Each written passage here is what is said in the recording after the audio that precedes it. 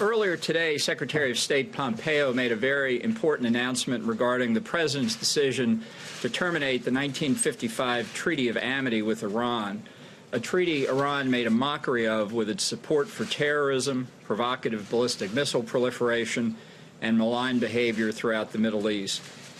Today's decision by the International Court of Justice was a defeat for Iran.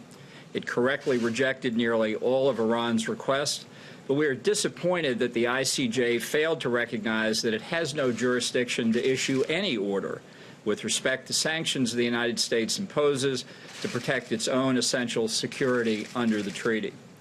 Instead, the court allowed Iran to use it as a forum for propaganda. The Iranian regime has systematically pursued a policy of hostility toward the United States that defames the central premise of the Treaty of Amity. The regime cannot practice animosity in its conduct and then ask for amity under international law. In addition to the Treaty of Amity, I am announcing that the President has decided that the United States will withdraw from the optional protocol on dispute resolution to the Vienna Convention on Diplomatic Relations. This is in connection with a case brought by the so-called State of Palestine, naming the United States as a defendant, challenging our move of our embassy from Tel Aviv to Jerusalem. I'd like to stress the United States remains a party to the underlying Vienna Convention on Diplomatic Relations, and we expect all other parties to abide by their international obligations under the Convention.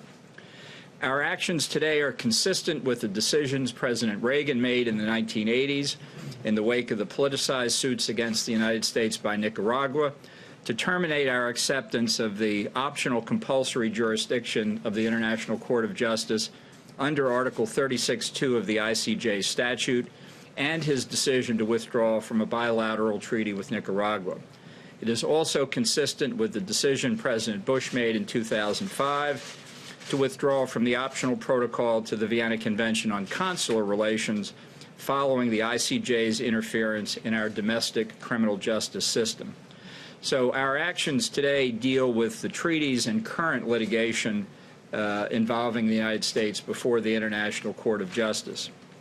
Given this history and Iran's abuse of the ICJ, we will commence a review of all international agreements that may still expose the United States to purported binding jurisdiction dispute resolution in the International Court of Justice.